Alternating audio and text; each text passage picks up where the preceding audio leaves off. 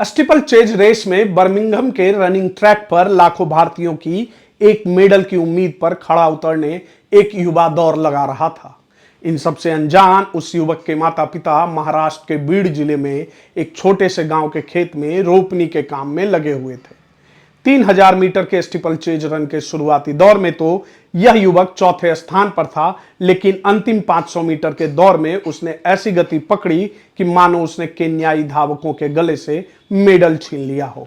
हालांकि gold medal से तो वो युवक माइक्रो सेकंड से चूक गया, लेकिन उसने अपनी परफॉर्मेंस को अप्रत्याशित और ऐतिहासिक बना दिया। ये भारत के अविनाश सावले की कहानी है। फाइनल में पहुंचे अविनाश से भारत को अब मेडल की उम्मीद है, लेकिन अविनाश की यात्रा कभी आसान नहीं रही। स्कूल की धूल भरी सड़कों पर नंगे पांव दौड़ते हुए पेरिस के ट्रैक तक पहुंचने की अविनाश की यह कहानी बहुत ही कठिन रही है। 13 सितंबर 1994 को जन्मे अविनाश महाराष्ट्र के बीड जिले में आष्टी तालुका के एक छोटे से गांव मांडवा से आते हैं।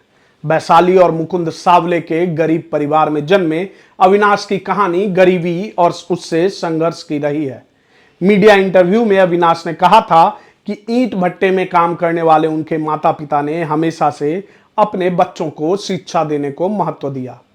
3 भाई बहनों में सबसे बड़े अविनाश 5 से 6 साल की आयु में ही अपने माता पिता की मुश्किलों को समझ गए थे। अविनाश कहते हैं, मेरे माता पिता ईंट भट्टे पर काम करने जाते थे, इसलिए हम लोगों के जागने से पहले ही सुबह माँ खाना बनाकर पिता के साथ काम पर निकल जाती थी। एक बार सुबह घर से निकलने के बाद हम लोग उन्हें सिर्फ रात में ही मिल पाते थे, जब वो वापस आते थे। उन्हें ऐसा देखकर हमें उनके कठिन परिश्रम का अंदाजा था।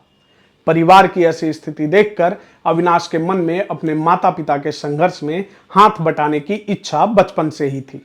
इसलिए स्पोर्ट्स में शुरुआती असफलता के बाद अविनाश ने सेना ज्वाइन करने का फैसला किया, लेकिन नियति ने अविनाश को एक बार फिर से रेसिंग के ट्रैक पर ला दिया।